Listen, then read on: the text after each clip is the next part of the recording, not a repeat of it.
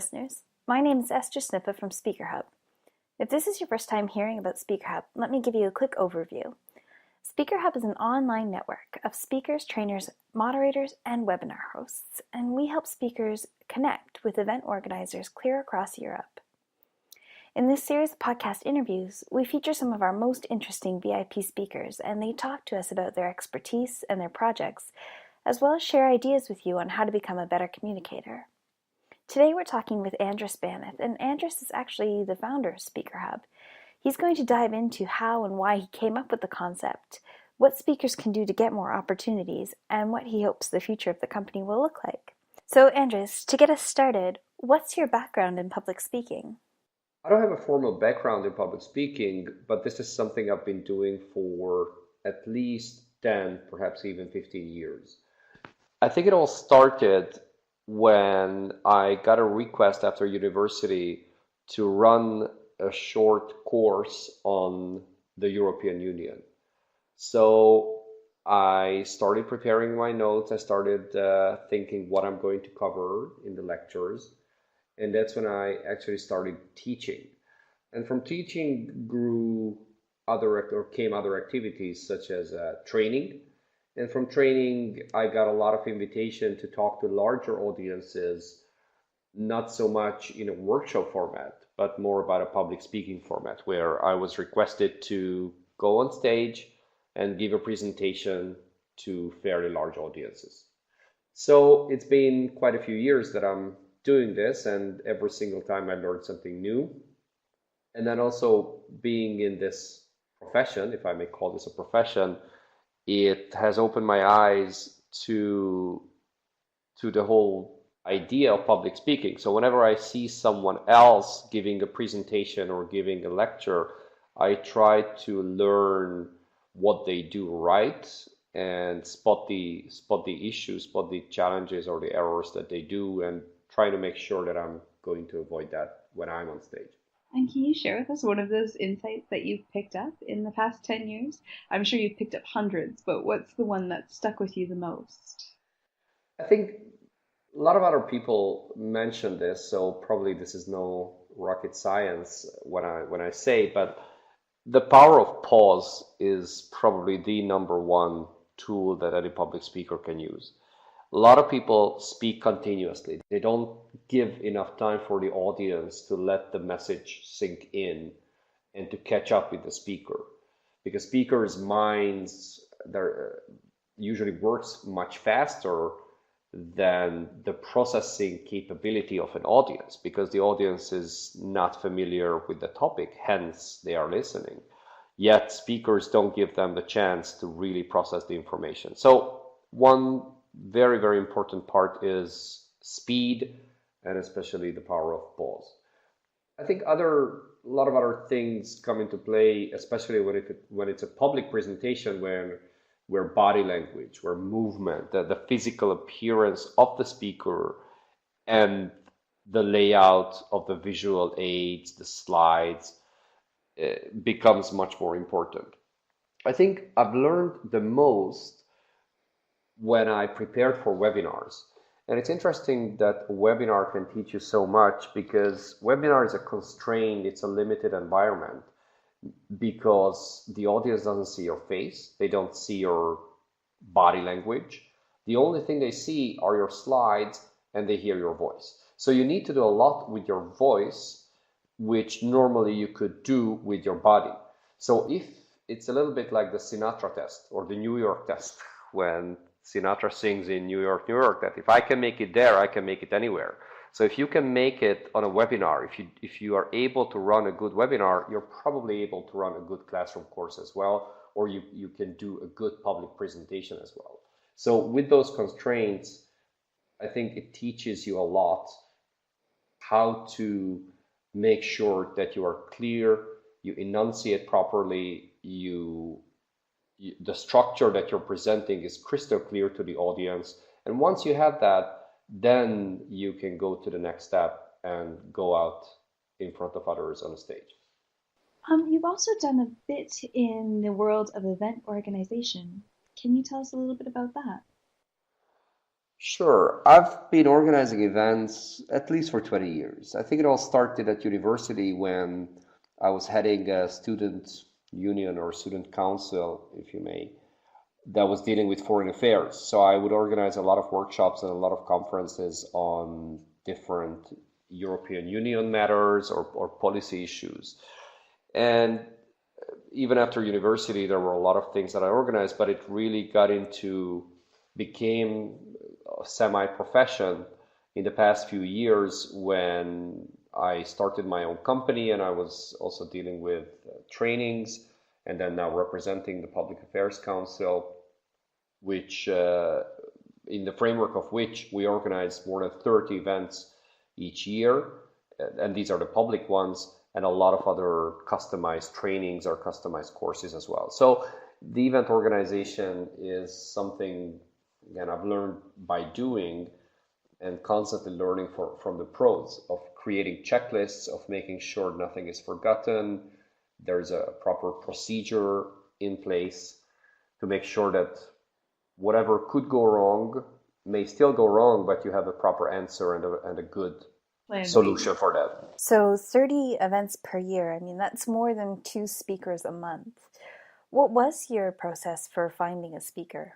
That's how SpeakerHub as an idea came up, because finding a speaker in the age of Google is not a problem, but finding a good speaker and finding a relevant speaker is far more of a challenge.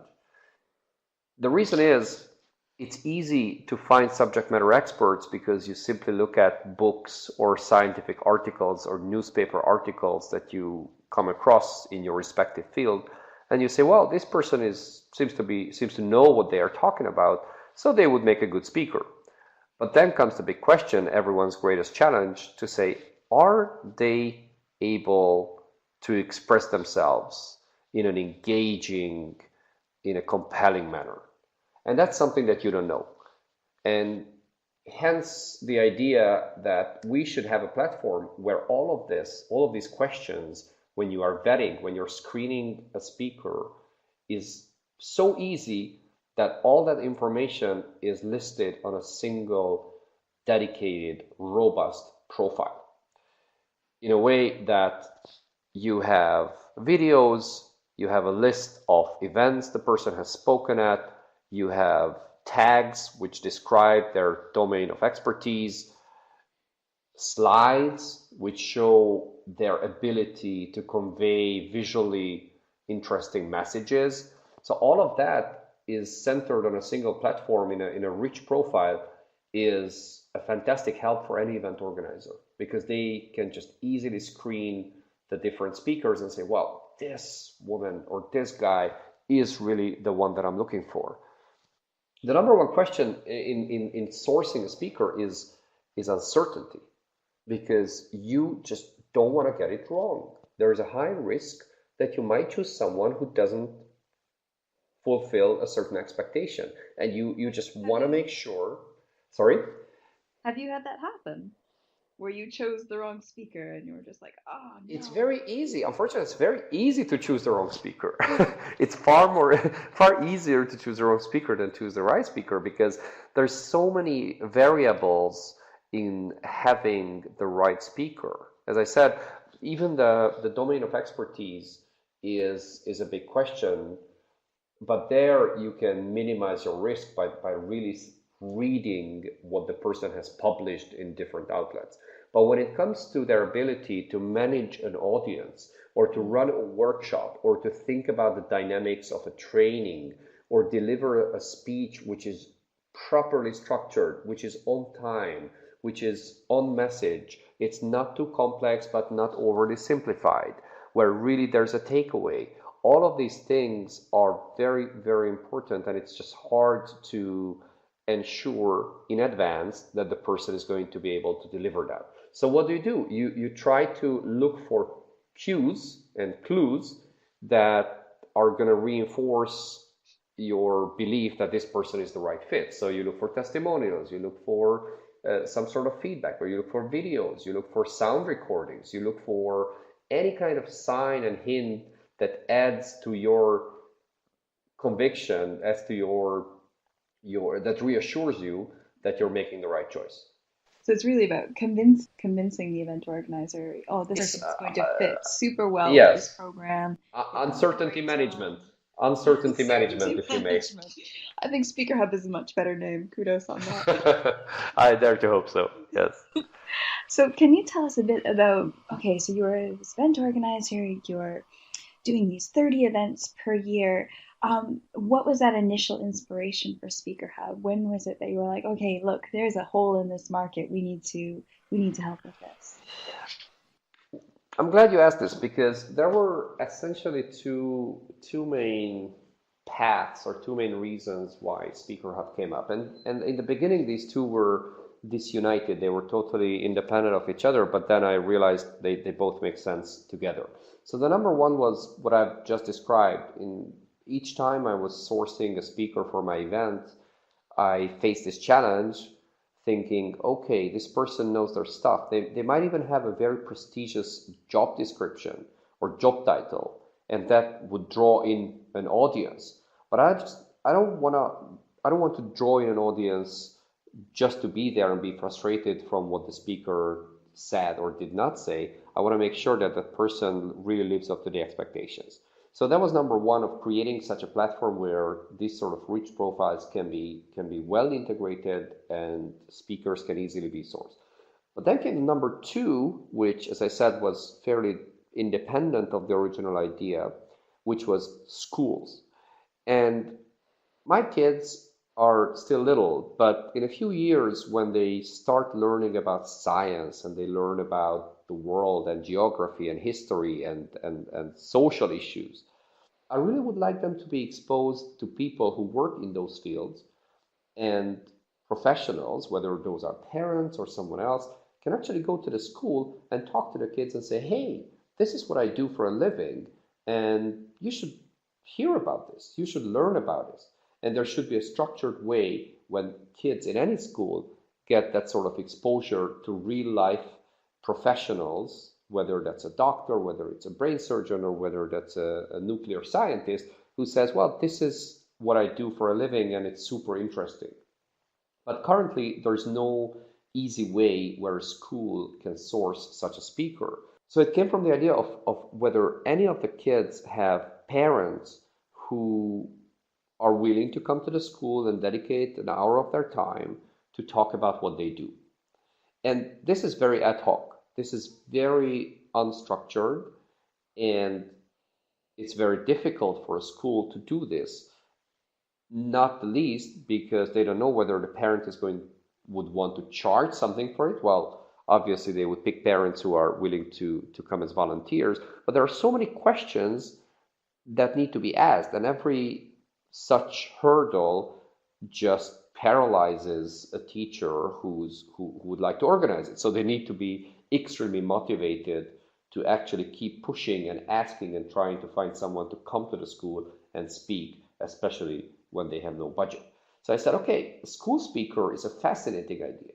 And there's no organized way when a school can just simply go on a website and say, okay, is there any professional or somebody who already answers my initial question by indicating on their profile that says, yes, I'm a volunteer. I'm willing to volunteer my time for a good cause, whether it's a charity or it's some sort of community organization or outright a school, that I'm willing to go there and talk about what I know best, which is my own profession.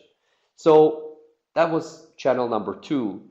And I said, well, why not merge these two? Why not have the same professional speaker who might be a high flyer and speaks at corporate events for top dollar for really a lot of money, but at the same time they feel they have that social responsibility that they're willing to dedicate their time for a good cause, and at the same time they are willing to go, let's say, 4 hours a year, which is not incredibly a lot, but it's still enough to go 4 times 1 hour to different schools and talk about nutrition or talk about religion or talk about any sort of social or scientific issue, and they can all be merged onto the same platform. So a very long answer for a short question. That's the concept behind SpeakerHub. Anyone who's a professional or a private or a volunteer speaker can easily be found, be contacted, and hired for a paid or an unpaid speaking engagement. Especially when you have these professionals where speaking isn't their number one thing. You know, they're a doctor, as you say, and speaking is just something they do on the side that without putting a lot of effort into it, they can start making these connections and offering their ability to speak to a lot of different audiences. Absolutely. And I'm glad you raised this because that's the other, I wouldn't say big words like revolutionary idea, but another big idea in SpeakerHub is we're looking for a so-called long tail of speakers. And that's a marketing expression where in any profession or in any commercial setting, you would always have, it's a curve, it's a demand curve where you would always have a head, meaning the blockbusters, the ones that we all know, we've all heard of, whether it's a book and you heard of Harry Potter and the Da Vinci Code and whatever other bestseller of the day there is. But you haven't heard of the tens of thousands of other books which cater to very niche, to very specialized audiences.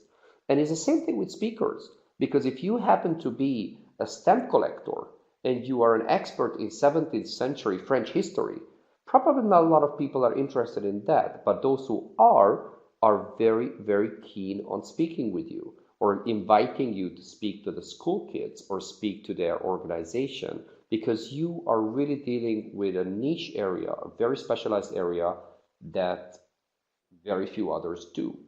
How do you find these people? Well, this is the opportunity. We're not catering only to the professional high flyer speakers. They are very welcome as well. But we want to look at and we want to welcome those who are dealing with something more unique, or they are not trained professional speakers, but they're very engaged and enthusiastic about a certain topic, as you mentioned, whether it's a doctor or really, as I said, a stamp collector, it doesn't matter because they are welcome. They need to be found easily so they can be invited to all these events. And so Speaker Hub really isn't representing any of the speakers, are they? They're just providing a platform where they can present themselves.